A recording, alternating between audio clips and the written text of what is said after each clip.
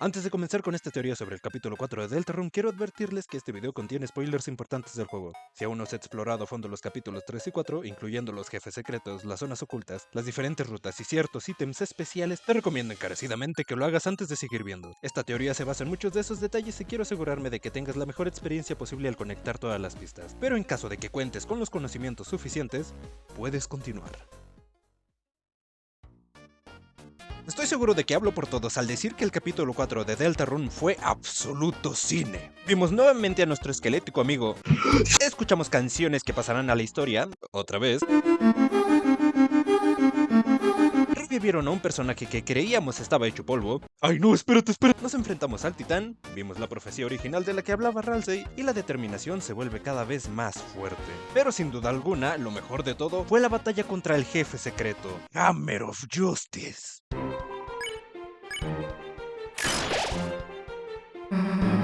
Inclínense todos y repitan después de mí: Gerson, mi mentor. ¿Estamos de acuerdo en que este anciano se convirtió de la noche a la mañana en el personaje más amado de todo Deltarune y Undertale al mismo tiempo? Alucinaría si me dijeran que no. No, en serio, ¿quién fue el que levantó la mano? Gracias, Toby, por entregarnos la cereza del pastel de una forma tan obvia. Y digo obvia porque es el jefe, entre comillas, secreto, menos complicado de encontrar a comparación de los capítulos anteriores. Literalmente hay un resplandor en medio de toda la sala que es imposible de ignorar, y a su vez, los pasos a seguir te los brinda el propio Gerson, al igual que la señal del lado izquierdo del piano dorado. Vaya, por muy opcional que sea esta batalla, parece obligatorio tener que enfrentarte a este viejo si quieres enterarte más sobre la historia de Deltarune. Lo cual es bastante curioso porque en este lugar es donde nos enteramos de que existe un relato de 5 capítulos que narran los eventos del juego. Si le ponemos atención a cada uno de ellos, nos daremos cuenta de que efectivamente son sucesos que ya ocurrieron anteriormente, o al menos así es con los primeros 3 capítulos, ya que el 4 se está desarrollando ahora mismo, en este mismo sitio. ¿El cual es totalmente opcional? ¿Cómo es posible que una profecía que dicta lo que ya ha sucedido y va a suceder de manera obligatoria dependa de una acción totalmente voluntaria?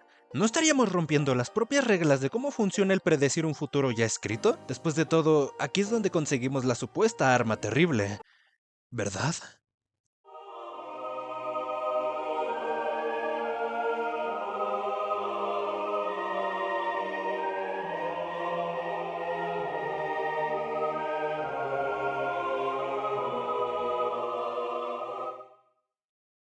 Bienvenidos, apasionados al lore. El día de hoy les presento con mucho orgullo una teoría que me alegra haber formado por mi propia cuenta. Personalmente, al menos hasta el momento en que escribo este guión, no he visto a nadie hablar acerca del gran hueco que se presenta en nuestra batalla contra Hammer of Justice. Si no saben de lo que hablo, vayamos por puntos. Gerson, en el capítulo 4, narra una serie de frases que resumen poéticamente los eventos de cada capítulo de Deltarune. En sus propias palabras, explica que existe una vieja historia llamada Lord of the Hammer, la cual se basa completamente en la profecía, misma que nos contó Ralsei al comienzo del capítulo 1. Asimismo, la veremos a lo largo de toda esta nueva aventura. Cada frase se puede interpretar de forma literal o metafórica dependiendo de su contexto. Y en caso de que ninguno de ustedes, incultos, recuerde esas palabras de manera exacta y con la traducción al español correctas, pues yo voy a refrescar mi mente, digo nuestras mentes, sin ningún problema. Esto lo haremos con el fin de averiguar cuáles usan palabras para referirse a sucesos de manera literal y cuáles pueden tener un significado mucho más profundo o simbólico. De lo contrario, el punto de esta teoría se estaría contradiciendo. Por lo tanto, iré mencionando en orden los acontecimientos.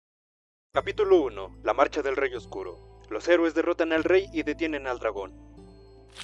¿Qué se nos da a entender aquí? Fácilmente podemos llegar a la conclusión de que trata sobre nuestros protagonistas derrotando al padre de Lancer, uno de los 4 reyes más sobresalientes del castillo de cartas. Recordemos que el caballero rugiente derrocó a los anteriores gobernantes antes de llegar al poder. Obviamente, el adjetivo del oscuro se aplica por pertenecer al Dark World, o también por sus acciones poco éticas. ¿Y qué hay del dragón entonces? Sabemos que de manera directa no detenemos a una bestia de 10 metros escupefuego. En su lugar hay uno, o mejor dicho, una dragona que solía causarle daño a quien se interpusiera en su camino. Eso hasta que eventualmente consigue amistades y logran cambiar su actitud. La descripción del dragón le queda como anillo al dedo a Susie, no solo por su aspecto, pues hay varias pruebas respaldando esta afirmación. Si fuésemos por la más obvia, podemos tomar la respuesta que Gerson le da a Susie cuando, después de derrotarlo, esta misma le pregunta ¿qué personaje de Dragon Blazer soy yo? A lo que el anciano le responde tú eres el dragón. Segundos atrás, ella y Gerson nos confirman que Dragon Blazers está basado en Lord of the Hammer. ¿Y en qué está basado este último? Exacto, en la profecía, o mejor dicho, en Deltarune. Otra prueba sería el libro de cómo dibujar dragones que guardamos en casa, pues el juego nos ha demostrado que varias de las creaciones hechas por Asriel y Chris son un tipo de manifestación que eventualmente terminamos viendo, como es el caso de Shaun, el gato de la tienda de Castletown. Por si fuera poco, la descripción del hacha por defecto de Susie nos dice que está creada a partir del mechón de un cachorro dragón. Ya me dirás en qué momento se lo robó a uno en el mundo de la luz. Y para quien todavía tenga dudas de que el significado de detener al dragón se refiere a Susie, el diálogo de un Rudin en Card Castle nos expresa lo impresionado que está de nosotros por lograr domar a la bestia que los estaba atormentando y de paso enseñarle a hablar después de que Susie preguntara ¿cuál bestia? Así podemos concluir que, efectivamente, el rey se trataba de un puesto literal, pero en cambio, el dragón tenía un significado un poco más alegórico, tomando un lado interpretativo de lo que realmente sucedió en el capítulo 1. No olvidemos que lo más importante a destacar es el hecho de que esta profecía se cumple al 100% sin tener que pelear contra Yevil, jefe secreto de este capítulo y totalmente opcional, caso contrario al capítulo 4, pero ya llegaremos ahí. Capítulo 2. La ciudad del brillo. Los héroes libran batalla en carruajes para salvar a la reina.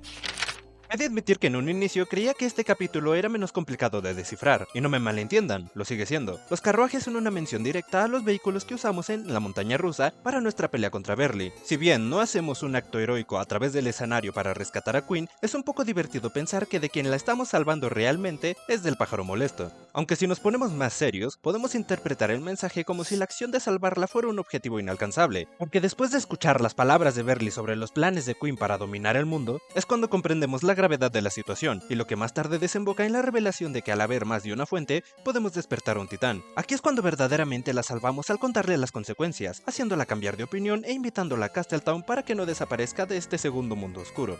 Si bien esta frase tiene un significado más literal, genera algo de confusión el que hayan enlazado los carruajes con salvar a la reina. Para este punto, es posible que alguno de ustedes también haya considerado nuestra batalla usando los robots para resolver este dilema, pero lo descarté de inmediato al omitirse por completo en la ruta Snowgrave. Obviamente, el encuentro con Spamton tampoco tiene lugar en estas palabras aún sabiendo que usamos otros vehículos a luchar con él en la ruta pacifista, ya que no tiene interacción alguna con Reina antes o después de esto. Nuevamente, este plano se omite en la Way Route para toparnos a Spamton a priori de sellar la fuente. ¿Qué conclusiones nos deja este capítulo? Pues que la ciudad del brillo es directamente Cyberworld. Otra vez, se contrasta el lado interpretativo de lo ocurrido a pesar de mencionar acciones, objetos y personajes de forma separada al significado original. Spamton no es necesario para esta profecía.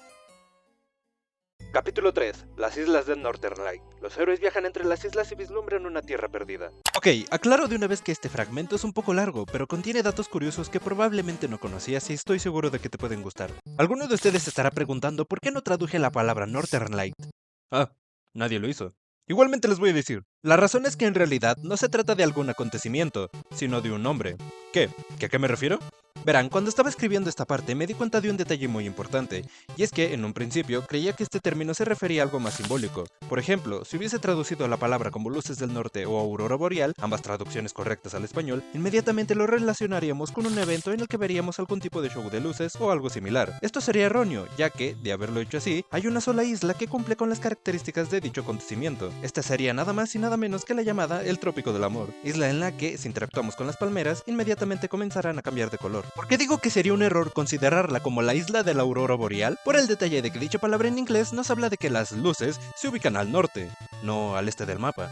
Y si comenzamos a sacar nuestra lupa para mirar a las hormigas, en el diálogo de Gerson nos lo cuelan como nombre al estar escrito todo junto y con la inicial en mayúscula, no separado, en caso de referirse a un suceso. Como dato curioso, esto se hace a propósito en obras de fantasía debido a que es más común usar términos poéticos para nombrar regiones misteriosas o mágicas. Oye, pero las salas del minijuego del rango S de la ronda 2, la palabra para viajar a la tierra perdida está separada. Lo sé, y sigue teniendo el mismo significado. Se sabe que nos da la orden de viajar a un lugar específico gracias a que en este mensaje se denota la ausencia del artículo T.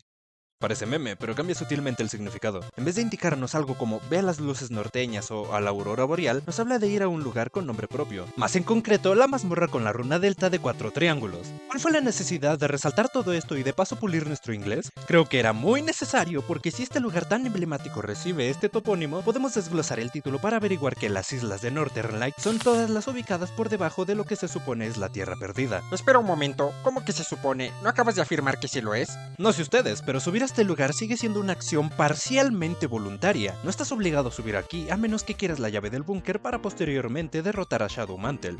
No No estoy de broma, así se llaman los archivos del juego. Pero puedo confirmar que tampoco hace falta obtener la espada o siquiera desbloquear esta habitación para manifestar la oración de la Tierra Perdida. ¿Cómo es esto posible?, te preguntarás. Para comenzar, consideraremos por un momento que sí se refiere estrechamente a Northern Light debido a su gran peso narrativo y lo destacable de los héroes en la oración. Dicho acto podemos ejecutarlo cuando Tena se va de la habitación para atender su llamada, después de que Ruxulskar termina de raptar a la Nino y Nina. Sin nuestra amada televisión nos dirigimos a la parte donde están los carteles, si es que te prohibió el paso antes, y que Susie con su acción única puede retirar uno del camino. Por consiguiente, habremos llegado con la Fun Gang a Northern Light. Rebobinando, en esta ocasión no lo tomaremos en cuenta por la propiedad de ascender a elección propia, o si es que sacaste un rango menor al requerido y no pudiste acceder al vestuario. En ese caso, ya para finalizar el análisis de este capítulo, cualquier otra isla con la que te hayas topado en tu viaje tendrá las propiedades de ser la Tierra Perdida, fundamentando el término vislumbrar si reemplazamos esta palabra a la hora de traducir cachar glimpse a algo más literal como echar un vistazo. A leguas contemplamos dos resultados. Número 1, solo debemos ver un terreno, sea cual sea tu ruta o decisiones, para cumplir de sobras esta línea. Y número 2, los voces ocultos siguen sin ser indispensables para esta profecía. Capítulo 4. Las pruebas del martillo sagrado. Un gran herrero les otorga a los héroes un arma terrible. Luego de un largo camino, hemos llegado al core de esta gran manzana. Like si entendiste la referencia. Analicemos primordialmente el título. Tenemos la creencia de que entendemos las pruebas como aquellas llevadas a cabo para la obtención de las partituras del piano dorado. El apodo del martillo se lo autoimpuso Gerson desde Undertale para referirse a su mejor momento, o sea, Hammer of Justice. Esta vieja tortuga nos tendría preparada la hazaña más entretenida para averiguar si somos dignos de obtener una de las melees más inolvidables del capítulo. Un arma terrible que lleva por nombre el hacha de la justicia. Me da escalofríos al pensar que Gerson le heredó a Susie una especie de legado con este armamento. De hecho, solo con lo que acabo de decir es suficiente para representar el capítulo 4 del Señor del Martillo. No hay mucho misterio, el significado apenas se esconde bajo una tapa que eventualmente terminamos levantando, y en un juego como Deltarune nos es imposible no desvelar un detalle por un paso dado aleatoriamente. Sin embargo, entre las paredes resuena el eco de una confrontación por voluntad personal. ¿Es posible representar lo dicho por Gerson de otra manera? ¿No fue él mismo quien nos dice que el libro de Lord of the Hammer era una interpretación de algo más? ¿Por qué no intentarlo con este párrafo también? Bueno, si nos ha enseñado bien, veamos qué otra representación encontramos para este capítulo. Además de los desafíos impuestos para conseguir la Justice Axe, Gerson nos pone a prueba con varias tareas antes de llegar a su estudio, como darle el libro verde para abrir la puerta o seguir el camino que nos indica cuando supuestamente se equivoca. A propósito, si elegimos la opción más a la izquierda cuando nos pregunta cuál es el que nosotros elegiremos, nos recompensará con un cofre que no tiene nada, pero poco después se nos otorgará uno de vida a nuestra barra de salud máxima. Por muy desapercibida que fuera, ya cuenta como prueba por brindarnos esta recompensa tan única. Pero ok, esto solo cuenta como una y no varias si examinamos el plural de la palabra. Además, agregaremos más picante si seguimos pensando que las pruebas forman parte fundamental de la sala secreta. En ese contexto, otras misiones a considerar son el descubrimiento de las melodías que nos permite visitar a Jackenstein, puesto que después de este escenario las garras son totalmente obligatorias si queremos avanzar en la historia. La sola obtención de este ítem implica que forma parte de una prueba más por parte de este sabio reptil, ya que, sin ellas, nos sería imposible escalar hacia el piano dorado, subir las torres del sur o adquirir las notas si deseamos conseguir el hacha de la justicia. Eso sin olvidar que aquí es donde se le hace una jugarreta a Susie para que mejore su magia de curación. Estos y más acontecimientos a futuro cierran la incógnita de las pruebas del martillo sagrado. Ahora vayamos con el más complejo. Un gran herrero les otorga a los héroes un arma terrible. ¿Existe algún reemplazo para el herrero en caso de no conectarlo con Gerson? Para ello, debemos seleccionar aquellos personajes de este capítulo que nos hayan entregado sin poder evitarlo un objeto o conocimiento lo suficientemente valioso para usarlo como un arma de doble filo. En orden cronológico, Asgore es el primero en regalarnos una flor del ramo que le rechaza Toriel, pero no pasa ni un día para que Susie se la coma y termine por tirar el tallo al piso. Intuimos que no tiene un significado profundo más allá del desechar o restarle importancia a un gesto adorable. No me extrañaría si Asgore fuera el jefe del siguiente capítulo. Definitivamente el herrero no se trata de él. El segundo objeto brindado por el juego serían las garras, pero desafortunadamente cumple el único propósito de trepar los obstáculos que nos vamos cruzando y no tiene un objetivo más violento, salvo que tomemos en cuenta la colisión de nuestro cuerpo a la hora de saltar contra los enemigos de la Torre del Titán, aunque no es conveniente tomarlo como algo terrible o de conocimiento superior por lo simple que es. Jack tampoco es el forjador del arma. Por último, tenemos la carta de Gerson, un objeto que desaparece al salir del mundo oscuro. Al menos con sus palabras, ya que Susie se encarga de reescribir el mensaje original a pesar de no coincidir exactamente letra por letra. Una gran responsabilidad encomendada a la decisión de un espíritu rebelde. Indirectamente nos brindan el conocimiento de cambiar un destino ya escrito. ¿Como el de la profecía? Reinterpretar un mensaje a nuestro gusto para así coincidir con lo redactado en base a nuestras acciones. Aunque, ¿cuál es el mensaje que nosotros debemos adaptar? ¿Qué evento nos afecta tanto como para que nosotros queramos cambiar?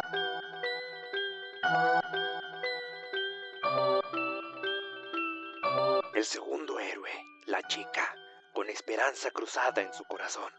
Así es, damas y gérmenes. Esta cristalera se puede moldar perfectamente a una interpretación de nuestra dragona cambiando el futuro de Deltarune. Pongan atención. Echándole un vistazo a nuestro arsenal en el mundo de la luz, el lápiz que llevamos en nuestro inventario será considerado como un arma que curiosamente se transforma en una espada al entrar en los mundos oscuros. ¿Cómo se sabe esto? Por su descripción que nos cuenta, una madera afilada de práctica con un núcleo reforzado en carbón. Incluso Chris nos lo confirma en la iglesia con un diálogo especial. Los pasos para llevarlo a cabo son muy específicos, así que para no hacer el video más largo y tomar la importancia en otra teoría, resumidamente, este evento parece estar pensado para jugadores que comienzan desde cero en el capítulo 4 y no tienen ítems de curación de capítulos anteriores. Teniendo esto en cuenta, lo visto en este panel podría no ser una espada, sino, de forma metafórica, un lápiz. Alegando que la verdadera arma terrible no es el hacha de la justicia, más bien es el poder de reescribir el destino con nuestras propias manos, porque sabemos que no hay herramienta más peligrosa en este universo que el de nuestras propias decisiones. Gerson sí es y sigue siendo el herrero. Sin embargo, al igual que los capítulos anteriores, repítanlo conmigo, Hammer of Justice no es necesario para esta profecía.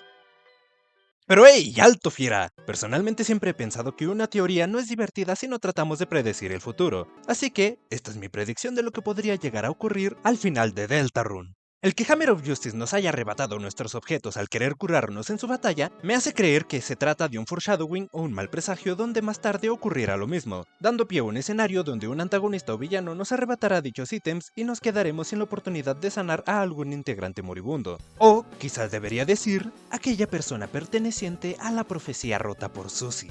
Opciones limitadas, muerte asegurada. Entonces nos veremos acorralados en un camino sin salida. Susie se da cuenta que el último objeto en sus manos es el hacha de la justicia y en un ataque de ira hará lo posible por arremeter contra el enemigo, pues ella no dejaría que algo así suceda. De una forma u otra, la batalla continúa hasta perseguirlo al mundo de la luz. Aunque, claro, en este lado del plano, los objetos provenientes del Dark World tienden a desaparecer o adoptar su forma original, por lo que, gracias al ajetreo, ella se olvidará de esta regla y se sorprendería al ver que solo carga con un bolígrafo de color blanco. Espera, ¿qué? ¿No decías que cargaba con un lápiz? Sí, simbólicamente. Entonces, ¿por qué mencionas un bolígrafo blanco? Por este diálogo de Hammer of Justice al casi terminar de enfrentarlo. Y pronto habrá un océano de tinta inundando todas las páginas. Pero hay una cosa capaz de sobreescribir la oscuridad.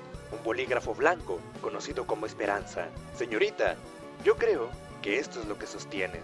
Me pregunto, ¿dónde habría escuchado esto antes? Porque si una espada proviene de un lápiz, ¿qué nos detiene a pensar que el hacha no podría estar forjada a partir de un bolígrafo? A fin de cuentas, no sería loco viniendo de un filósofo escritor como Gerson. Piénsenlo, si estamos en la ruta pacifista, usar un arma para dañar a alguien sería lo último que haríamos. Si no me explico este otro diálogo secreto desbloqueado luego de defendernos de todos los ataques del viejo, sin usar magia, los objetos curativos y sin tratar de golpearlo. Ahora, no sé mucho sobre los héroes, pero sé que, como oses llamarlos, habrá alguien que nunca se rendirá de hacer las cosas correctas, sin importar qué. No hay profecía o leyenda sobre alguien así, solo es algo que yo sé que es verdad. ¿Sienten eso? Es el cine recorriendo nuestras venas.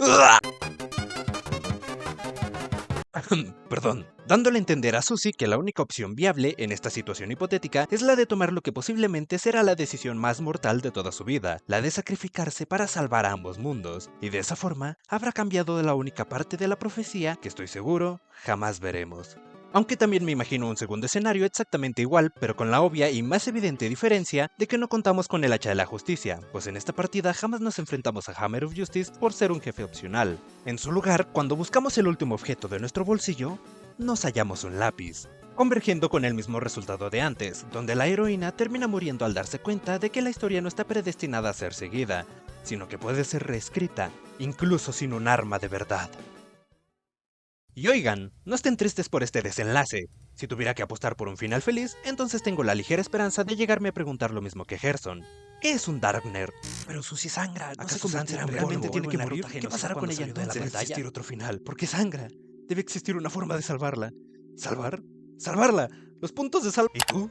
¿Qué piensas? ¿Te gusta esta nueva interpretación del arma terrible? Muchas gracias por llegar hasta el final del video. Recuerda que puedes apoyarme dándole like y compartiendo esta teoría con tus amigos para que ellos también se enteren de esta locura. Suscríbete para más contenido, aprovechando que es gratis, y yo me despido de ustedes revelando que soy Apoloide con skin de Tena. No olviden sintonizar este canal para no perderse el próximo programa. Fin de la transmisión.